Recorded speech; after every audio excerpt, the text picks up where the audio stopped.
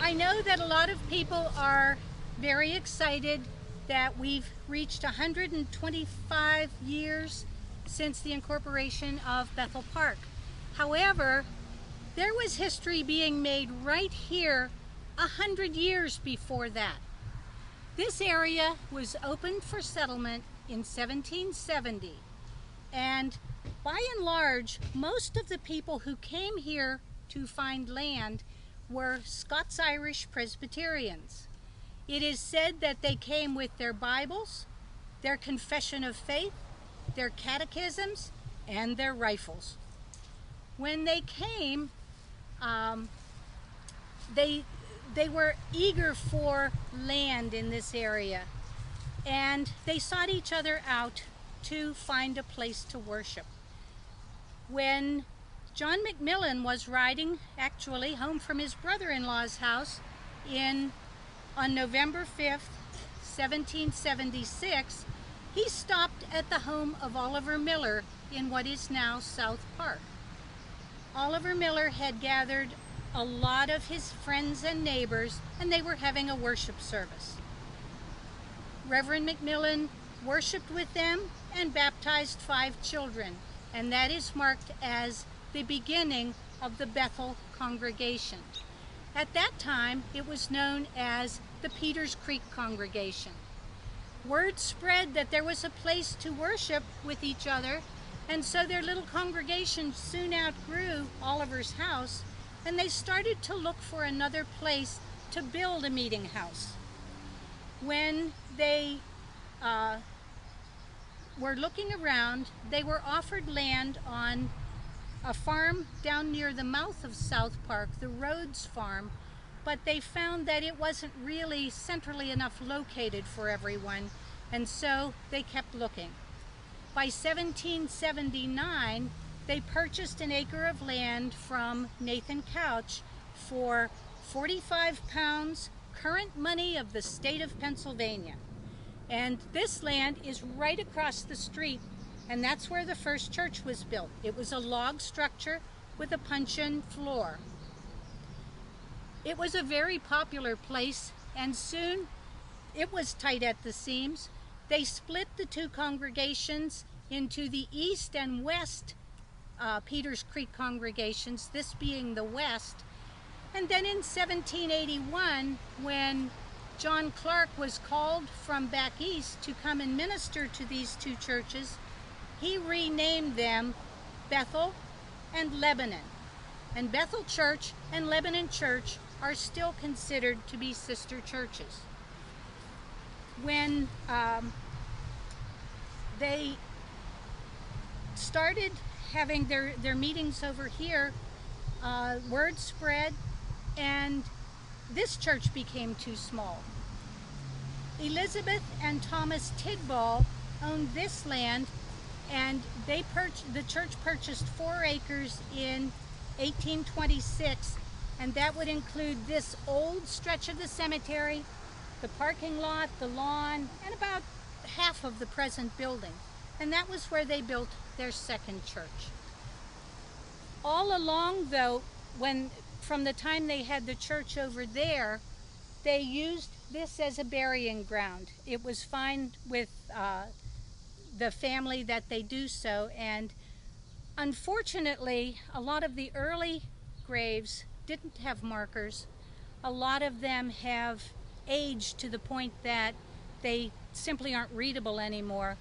And this was compounded by the fact that the church suffered a fire and some of the records for the cemetery were lost. So we're not completely sure of where everyone is buried now.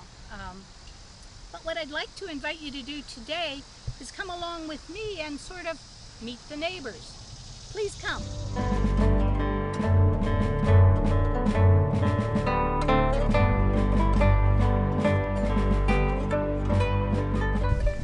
Happy days to you, sir. You too. And to us all. Captain Billy Fife, at your service. I was born William Fife in Scotland in 1720, shortly after my family migrated to Northern Ireland. My brother John traveled to Westchester, Virginia in 1756 and came to this area in 1763, acquiring a small parcel of land at the mouth of McLaughlin Run. John named his plantation Cremona. John was a tailor by trade, and John was the first settler in Upper St. Clair. I followed John to this area in 1767, staking my claim to 386 acres and naming my plantation Pfeiffer's Delight. When the war for our independence began, a number of my family members were active in the Washington County Militia, 4th Company, 2nd Battalion. I was captain of that company of 96 men. My brothers James, John, and my son Billy Jr. held the rank of private. We patrolled the western border between Pittsburgh and Wheeling. We accompanied Colonel William Crawford on his ill-fated expedition against the Indians on the Sandusky Plains. On my return trip home, I came upon a small child wandering alone. I took her home with me and later adopted her. I went to meet my Maker in the year 1799 at the age of 79, and a year later, my beloved brother John followed in death in the year of our Lord 1800. I rest here in peace before you now, next to my beloved family. I bid you farewell. Thank you, Captain Bill.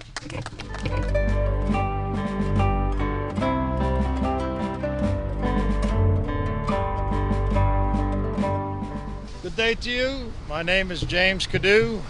I was born in Scotland in 1762. I immigrated to this country at the age of 18 with my mother and my brother. I fought in the Revolutionary War.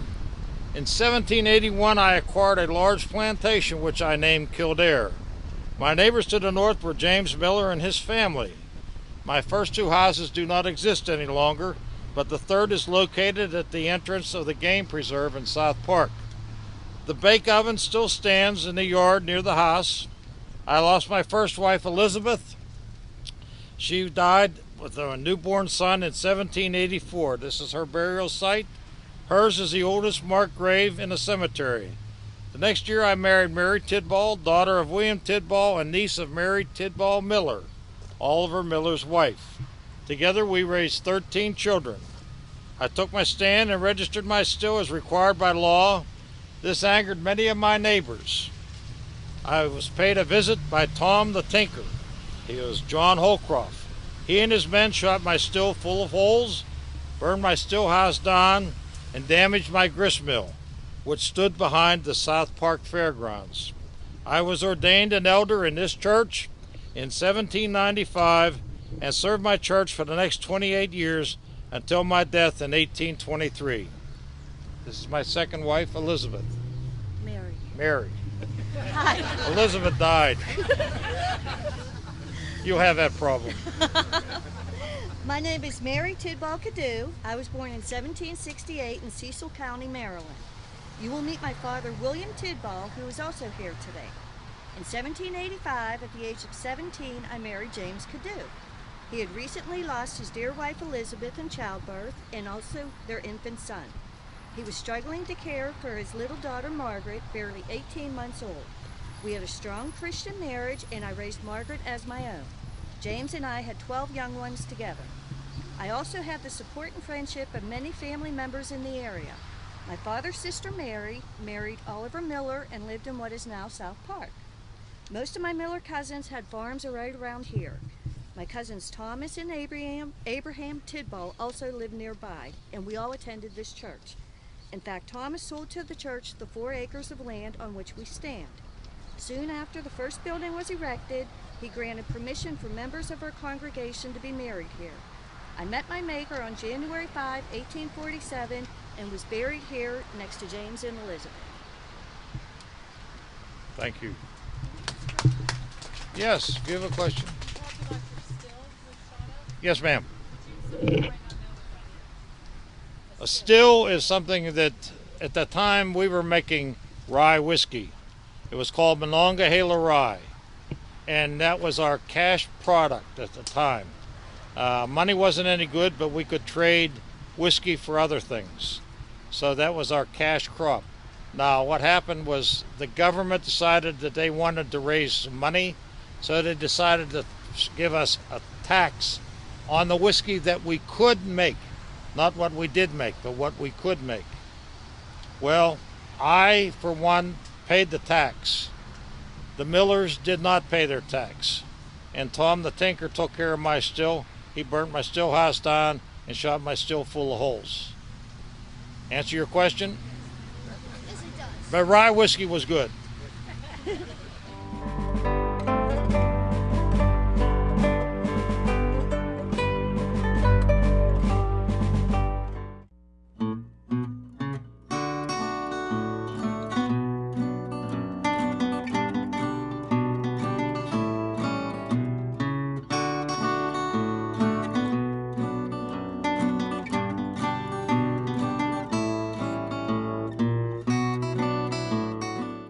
Hello, this is Nancy Meyer and I'm a resident of Bethel Park. Did you know that our wonderful community is 125 years old this year? Well, it is, and we're searching for that person who has lived here longer than anyone else. We have lots of activities going on over the next few months, and we'd like to honor that special person who has lived here continuously for the longest period of time. Just come up to the library and look for the flowered box on the circulation desk. Give us your name, the date you moved here, and your contact information. You can nominate yourself or nominate someone that you know. I'll be calling you to let you know how we will honor you as our very special resident. And please watch for information about all the other special activities that are going to be coming up in our community over the next few months to celebrate our 125th anniversary.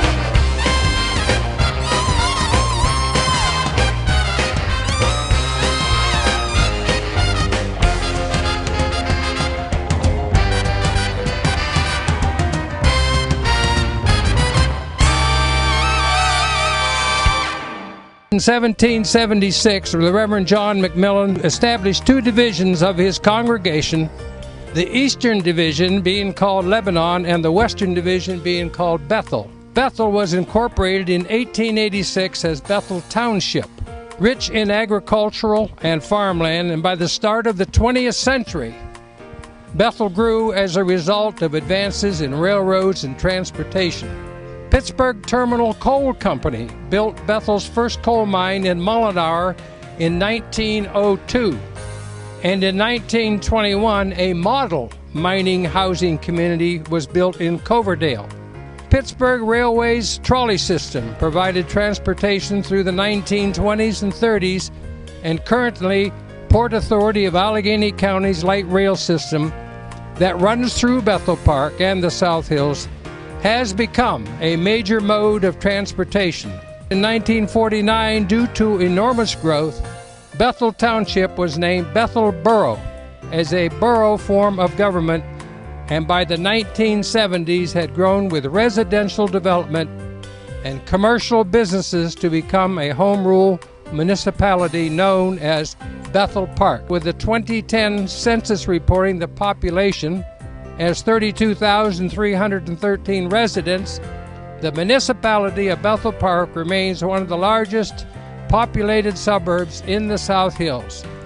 Now therefore be it resolved that I, Clifford Morton, by virtue of the authority vested in me as the mayor of Bethel Park, and on behalf of the Bethel Park Municipal Council, do hereby proclaim this day, June 7, 2011, to be known as the 125th birthday celebration of the municipality of Bethel Park, in honor of all citizens and elected officials, both past and present.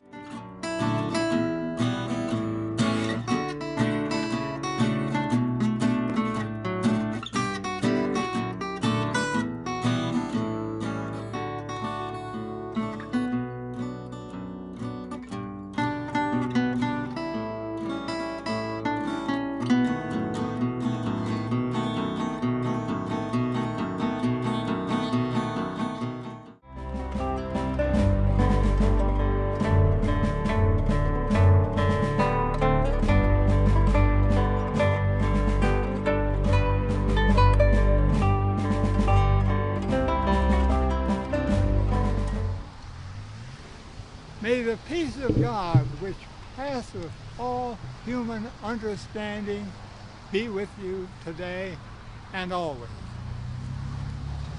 And with you, sir.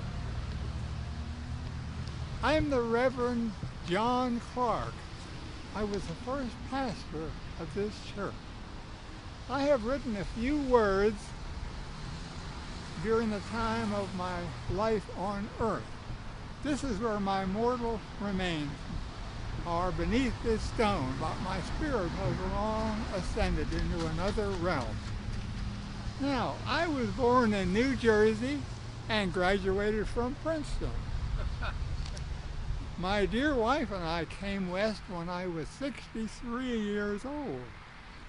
We were called to serve two congregations, which I named Bethel and Lebanon. I always wore clothing which was somewhat old-fashioned. When we traveled west, we found a small child recently orphaned, and we decided to raise him as our own since we had no children. I purchased a team of oxen and their driver, a slave named Dave, and his wife Dido. Dido was a great help with the child because we were not young people any longer. Our plantation lies over that hill, now occupied by Bethel Park High School and a section of Coverdale. I became close friends with Reverend John McMillan, who first ministered to these two flocks. We became increasingly concerned in 1794 as our neighbors grew more and more distraught over the whiskey still and the taxes. Friends of long-standing quarreled and much mischief was carried out by both sides. In July, when shots were fired at General Neville and Marshal David Lennox on William Miller's land, trouble came to a head. An unruly group, many from my own congregation, gathered down the hill from Couch's Fort. Now, whiskey may increase man's bravery, but often at the expense of their judgment. I hurried to the fort and tried to dissuade them from marching to General Neville's house, Bower Hill, but I was unsuccessful. Shots were fired, and young Oliver, that's Oliver Miller, Alexander's boy, was gravely wounded. He was taken out to the Miller homestead in South Park, where he died. This marked my last year here as pastor, and I retired to my plantation, Plain Truth, at the age of 76. Margaret and I determined upon our death that Dido, the slave, would be free with a small sum of money to keep her, and our land would be donated to Jefferson College. to provide the education of our adopted son, William Jones, and other poor but pious young men to study the ministry. Friends, go now in peace, and may the Lord be with you forever. Amen. Also with you.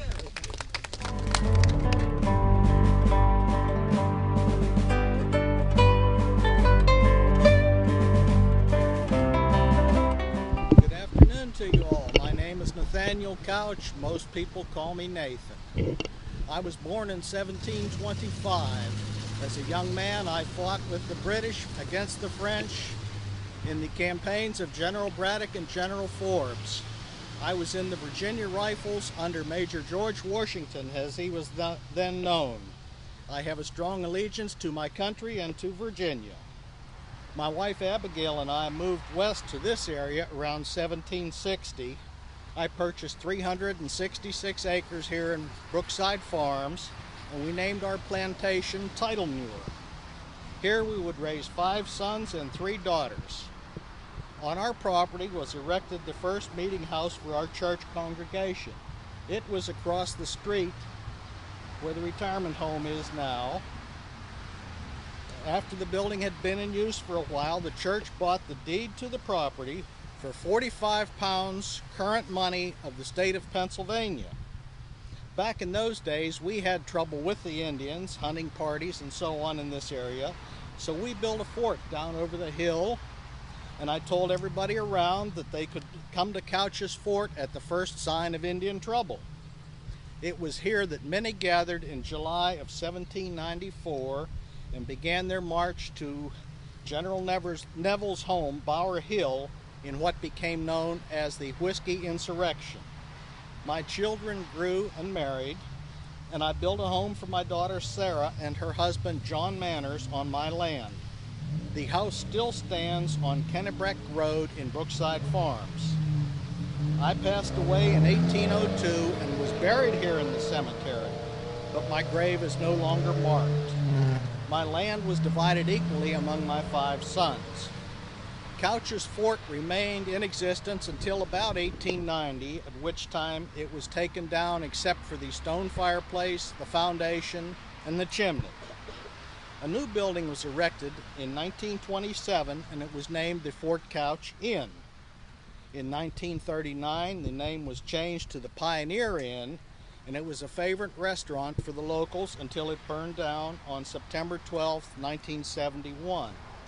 This site has been reused by numerous restaurants since then and is now the McDonald's that is down on Fort Couch Road.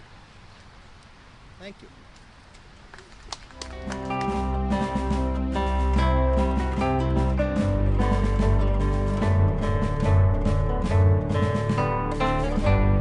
I'm William Tidball, 10th child of Thomas and Elizabeth Tidball. I was born in 1736 at West Nottingham Township, Cecil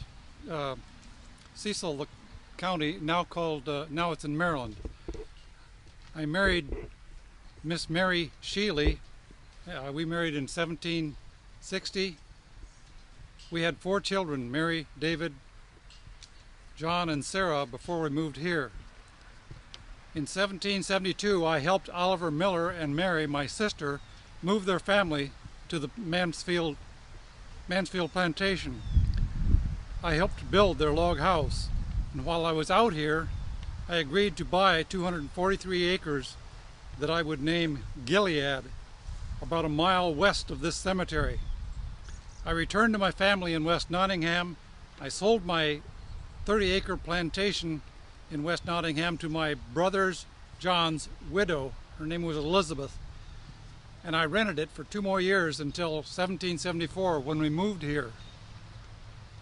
I joined the Virginia militia in April because the Indians were raiding from April all the way to October during that year. Like so many other families, ours had to temporarily move into Pittsburgh in early May. Rachel was born in 1775. That year I was in Captain John Roberts' Virginia Company with my nephews John and William Miller. The next year my wife died and my nephew Thomas Tidball and his wife Elizabeth moved to a plantation adjacent to mine, which was a great relief and comfort. 3 years later, I married Margaret Buchanan of West Nottingham. We had 6 children.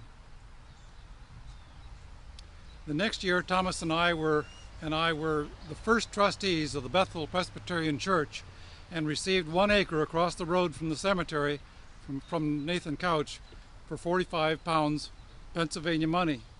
The congregation built a log church across the road, and Thomas's and my children's attended the subscription school held by Francis Fraser in the church. Oliver Miller died in 1782.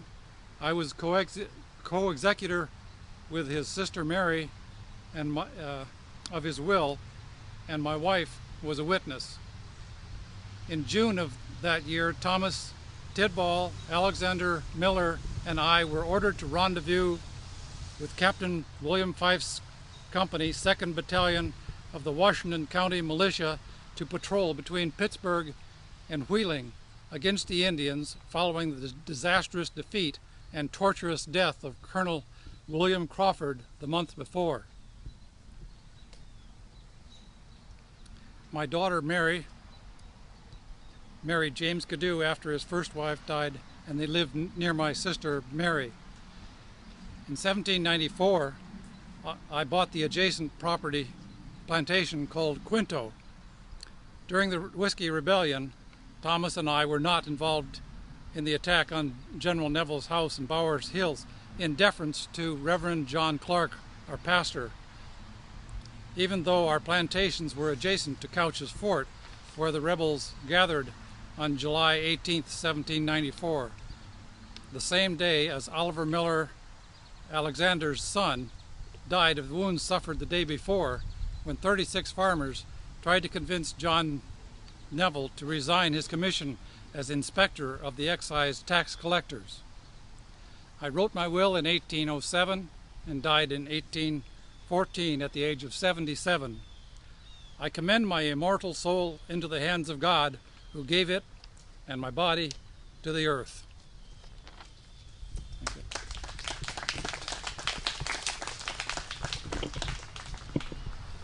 My name is Margaret. I grew to womanhood in West Nottingham, Cecil County, Maryland. While still young girls, Elizabeth Work and I became neighbors and the best of friends. Shortly after Elizabeth married Thomas Tidball, the young couple relocated to the wilderness frontier of Virginia, now known as Upper St. Clair, Pennsylvania, to settle near his uncle, William Tidball. William, his wife, and 4 young children had followed his sister Mary and her husband, Oliver Miller, to live on a nearby plantation. William's 5th child was born a year following their arrival. Poor little Rachel was still an infant when her mother died. Thomas and Elizabeth lived on the plantation adjoining William's, close enough to help William with his children, but he was lonely. Meanwhile, I had married Mr. Buchanan, whose family were also longtime residents of the West Nottingham settlement. He died before he could purchase any land there. We had no children to carry on his name. Whenever Oliver Miller, the young son of Oliver and Mary, led his pack train over the mountains with a load of rye whiskey to trade, he carried letters between families in the 2 settlements who continued their friendships in this manner. Although William was about 20 years older than I and already blessed with 5 children, I did agree to become his wife. This was not so unusual because our families had a long acquaintance. Also, Elizabeth encouraged me to do so. We married in 1779. Within 11 years, I bore 6 children. We were members of Bethel Presbyterian Church. After 35 years of marriage, I was again a widow in 1814. This time, our son William inherited his father's plantation with instructions to provide me a house, all necessary firewood cut and hauled, $30 yearly, and my choice of the stock of 1 horse, 1 cow, and 4 sheep. My dear husband's will also left me 1 bed and the bedding for it. When my sons moved west into Ohio in 1827, I went with them.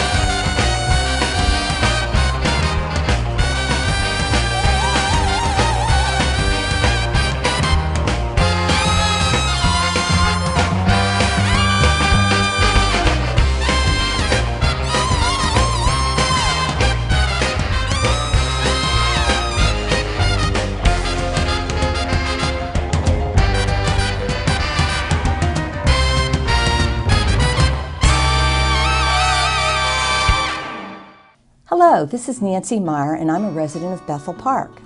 Did you know that our wonderful community is 125 years old this year? Well, it is, and we're searching for that person who has lived here longer than anyone else. We have lots of activities going on over the next few months, and we'd like to honor that special person who has lived here continuously for the longest period of time. Just come up to the library and look for the flowered box on the circulation desk. Give us your name, the date you moved here, and your contact information. You can nominate yourself or nominate someone that you know. I'll be calling you to let you know how we will honor you as our very special resident. And please watch for information about all the other special activities that are going to be coming up in our community over the next few months to celebrate our 125th anniversary.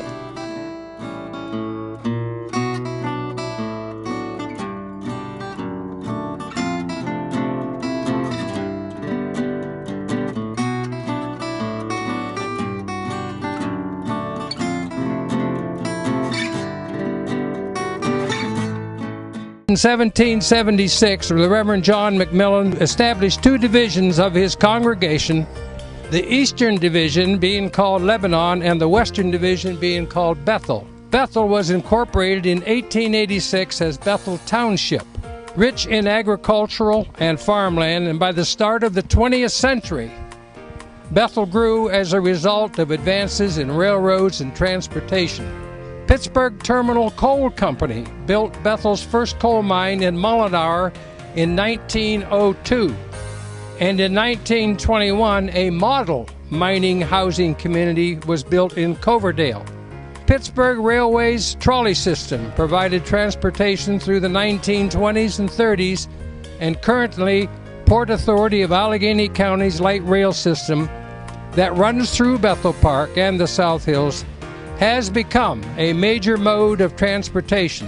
In 1949, due to enormous growth, Bethel Township was named Bethel Borough as a borough form of government, and by the 1970s had grown with residential development and commercial businesses to become a home rule municipality known as Bethel Park. With the 2010 census reporting the population as 32,313 residents, the municipality of Bethel Park remains one of the largest populated suburbs in the South Hills. Now therefore be it resolved that I, Clifford Morton, by virtue of the authority vested in me as the mayor of Bethel Park, and on behalf of the Bethel Park Municipal Council, do hereby proclaim this day, June 7, 2011, to be known as the 125th birthday celebration of the municipality of Bethel Park, in honor of all citizens and elected officials, both past and present.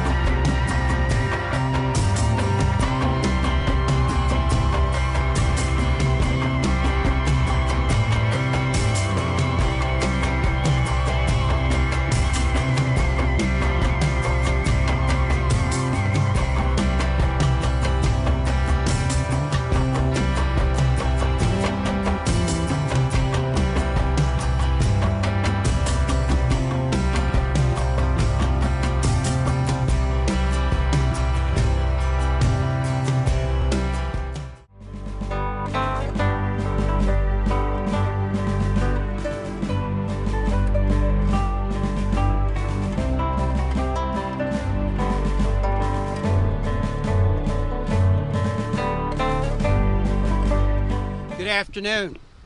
I'm portraying James Miller. There are two markers for me here in the cemetery. This large one behind me is a family marker, and the individual gravestone is right here. I was born in 1763 in Bedford, Pennsylvania, the 9th of 10 children born to my parents, Oliver and Mary Miller. When I was 9 years old, my parents made a bold decision. They decided to move to the raw frontier of western Pennsylvania.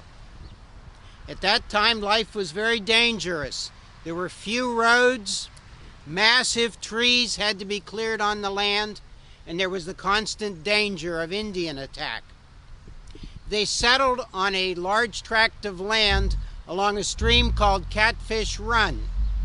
You may know this same stream today. It runs alongside Corrigan Drive in what we call Allegheny County's South Park. There, my parents built a home made out of logs that became known locally as the shingle-roofed house. My father only lived 10 years after we moved here. He died when I was 19. I was still living at home at the time as the youngest son, and he bequeathed the house to me with the understanding that I would take care of and house my mother, Mary, and also my youngest sister, whose name was Mary. In fact, Mary was a very significant name in my life because when I fell in love, it was with another girl named Mary, Mary Smith of Cross Creek, a town in what is now Washington County. Mary Smith and I were married in 1787, and we were blessed with 8 children, a large number today, but a very normal-sized family back then. In July of 1794, many of my friends and neighbors became infuriated with an incident that happened on my brother William's farm adjacent to mine. General John Neville, the Inspector of Revenue, think tax collector, and a United States Marshal served an unfair writ on my brother William Miller for not paying the whiskey tax. Friends and neighbors fired at Neville and drove him off. The same friends and neighbors angrily marched on Neville's house, Bower Hill. I did not go with them, but sadly, my brother Alexander's son, Oliver, did go with them. There were shots fired from the house, and Oliver was wounded. He died a few days later. The friends of Oliver and us marched again to Neville's house. They burned it to the ground, and incidents occurred starting the Whiskey Rebellion. I prayed for peace. In November of 1794, when federal troops came to the area, I signed an oath of allegiance for the United States government, which was required. Things settled down, and in 1797, I received a Pennsylvania patent for my land, a plantation I called Mansfield. in that same area of South Park. By 1808, our home had grown too small and we put a nice stone addition onto the side of it, made out of good sturdy local stone. In 1830, my son, also named Oliver, came to live with us. We needed more room, so we tore down the log portion and added another stone part onto the house. This house, part of it built in 1808 and part of it built in 1830, is one you can still visit today in Allegheny County's South Park. It's open every Sunday afternoon. I lived on until 1844, dying at age 81. My wife Mary died in 1839. You'll see our two gravestones right here. Mine is this one, and this one is Mary's, which is broken off at the base. We leaned on each other in life, and now our tombstones support each other. Thank you.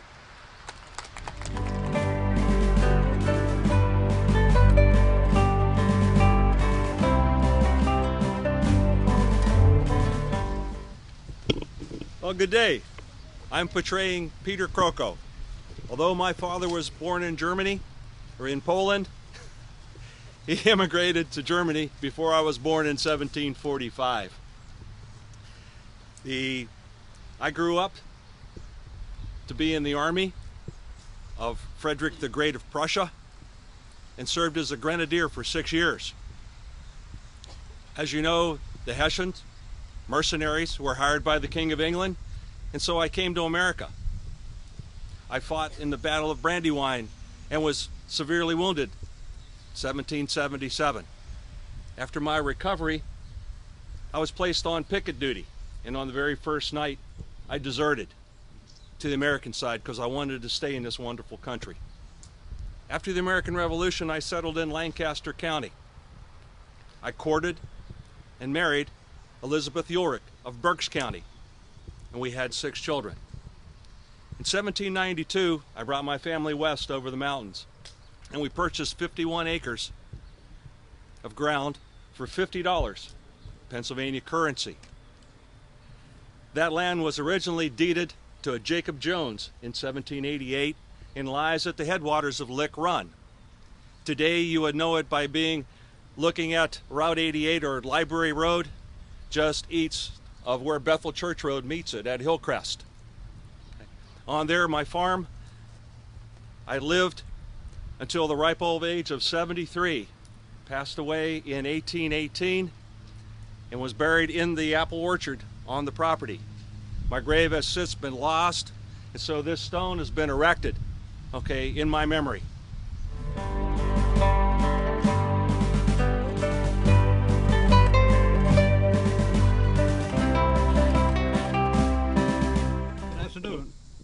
I'm here representing Spencer Watson. We don't know a whole lot about Spencer, but we do know that some information we gathered from a letter that was written to the Bethel Presbyterian Church several years ago by a man named Paul. Good guess. Anyway, his letter contains some information about Mr. Watson. Mr. Watson was a black slave. He lived on the farm in of the McMaster farm in what is now South Park, and he lived in a log cabin there. And he was known as a jack of all trades around the farm. He was especially good with animals.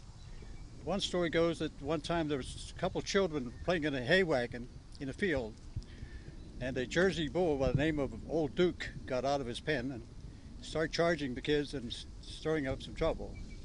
So old Spencer just walked up to him and put his arm around his neck and slapped him in the head with his hat. And he put his arm around the bull, and he walked him back to where he should be out of trouble. Spencer was a short man, but strong. He was a muscular guy, and he was well known for his kindness with children. He also was born with a deformity. They think it was a deformity because his back was sort of curved, but the story goes that his mother threw him out of bed when he was just a baby, if you want to believe that. But also, he was One time he got drunk, so I'm sorry to say, and he fell asleep in the snow. And as a result of that, he got frostbite in 2 fingers, both hands. However, he was born with 5 fingers and a thumb on each hand. So it's pretty hard to get a glove to fit that, but it's not too bad. But anyway, he lived out his life in slavery. No, I shouldn't say that, because slavery was abolished in 1866. So what happened to him after that, we don't know. However, he lies here. Grave says an old slave. Died May 21st, 1920, at the age of 80 years of age. So here he lies. He also served in the Civil War. So he lies here under the flag that he served under.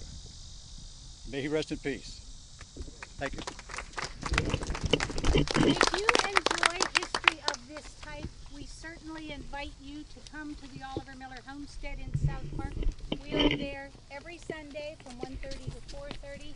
We have lots of special events, and we'd love to see you down there. Thank you very much. Thank you.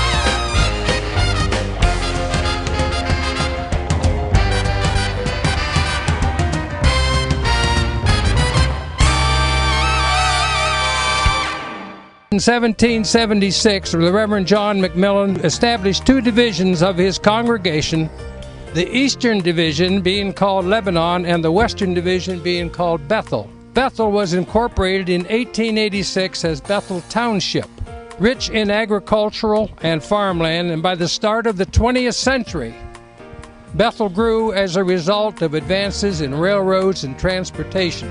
Pittsburgh Terminal Coal Company built Bethel's first coal mine in Mullingar in 1902. And in 1921, a model mining housing community was built in Coverdale. Pittsburgh Railway's trolley system provided transportation through the 1920s and 30s, and currently Port Authority of Allegheny County's light rail system that runs through Bethel Park and the South Hills has become a major mode of transportation. In 1949, due to enormous growth, Bethel Township was named Bethel Borough as a borough form of government, and by the 1970s had grown with residential development and commercial businesses to become a home rule municipality known as Bethel Park. With the 2010 census reporting the population as 32,313 residents, the municipality of Bethel Park remains one of the largest populated suburbs in the South Hills.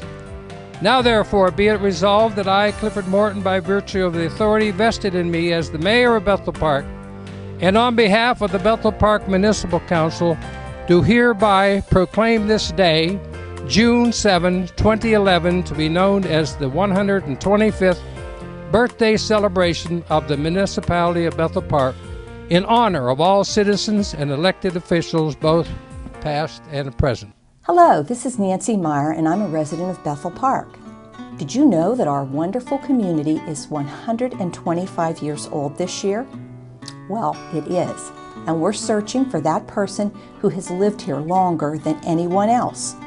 We have lots of activities going on over the next few months, and we'd like to honor that special person who has lived here continuously for the longest period of time. Just come up to the library and look for the flowered box on the circulation desk. Give us your name, the date you moved here, and your contact information. You can nominate yourself or nominate someone that you know. I'll be calling you to let you know how we will honor you as our very special resident. And please watch for information about all the other special activities that are going to be coming up in our community over the next few months to celebrate our 125th anniversary.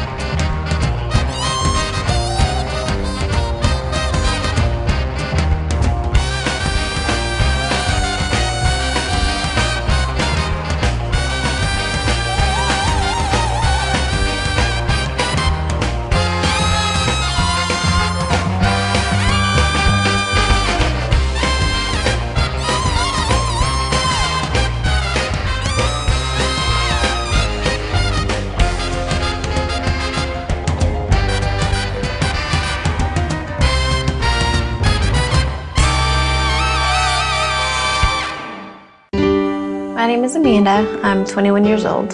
I have lots of friends that use tanning beds that lay out in the sun all the time, and I tell them about Jamie. Jamie was in her early 20s when she was diagnosed with melanoma, and she died right before she turned 30. Jamie's death caused me to stop tanning completely.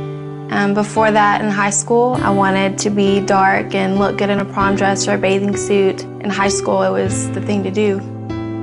But after Jamie's death, I completely stepped away from tanning beds and never went back. I know now tanning can cause the worst possible skin cancer you could get. People think tanning is safe. I don't think it's safe. You could die just like Jamie did. This message is brought to you by the American Academy of Dermatology. The American Legion. We're a powerful force for the nation. We pledge ourselves to our veterans, our youth, a strong national defense, and Americanism. These 4 pillars shape our work and what we do for America. We work relentlessly within our 4 pillars of service, and we succeed. We're committed to making sure all veterans receive the benefits they deserve for the sacrifices they've made in service to America. We support and promote citizenship and integrity in America's future leaders. We know what policies, tools, and manpower our military needs to protect this great country. We fight to get these things done. We're patriots through and through. We promote and defend these values every day in communities across the nation. Go to Legion.org to find out more about the American Legion's commitment of service to America. There comes a time in life when you need government information, and you just don't know which way to turn. Well, there's a place you can go to put an end to your frustration. It's a site that everyone should learn. USA.gov. Find your Social Security benefits online. USA.gov. Our list of jobs will put you on cloud nine. USA.gov. Shop auctions for a used minivan anytime. USA.gov. You can apply for a student loan. USA.gov. Get energy saving tips for your home. USA.gov. So great you might just get carpal tunnel syndrome. It's government made easy for the people. USA.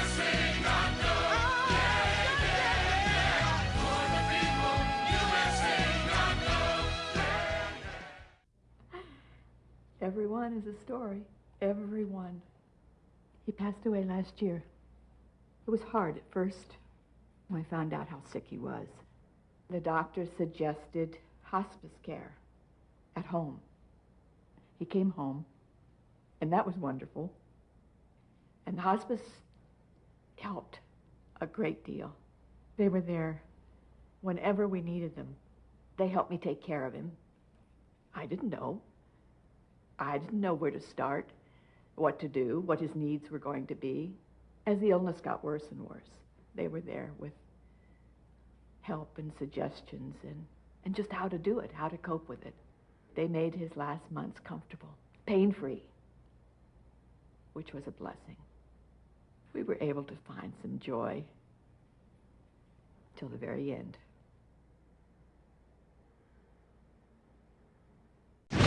In a world of fear, what they needed most was each other. Here comes the monster. The Tickle Monster. Just imagine what a little time can do for your family. From the Church of Jesus Christ of Latter-day Saints. And now, another adventure with Savings Man. Let's live at the beach. Let's golf every day. How about a trip? Season baseball tickets? Sounds like you're planning for retirement. Hey, Savings Man. Are you saving enough? We are, thanks to the easy ballpark estimate worksheet at choosetosave.org. Hope you're saving for health insurance. Absolutely, because health insurance is important. Thanks, Savings Man. No, thank you. So visit choosetosave.org and get your ballpark estimate today. And now, another adventure with Savings Man. And with 0% down, all you have to pay on this mortgage is the interest. Now that's affordable. Are you sure? Savings Man. Watch out, you two. This is not your typical mortgage guy. He's really a subprime mate. Out you go. Monkeying around with the wrong mortgage can destroy your dreams. You're right, Savings Man. Remember, if it sounds too good to be true, it probably is. For more tips and tools, visit choosetosave.org today. I am Joan Rivers with an important announcement.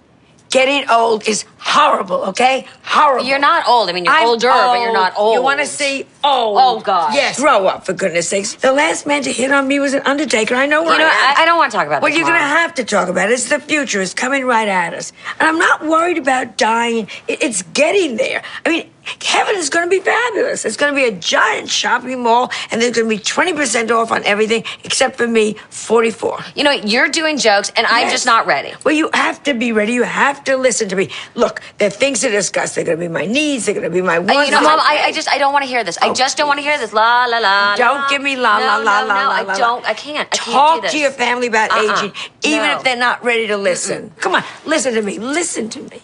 For the first time?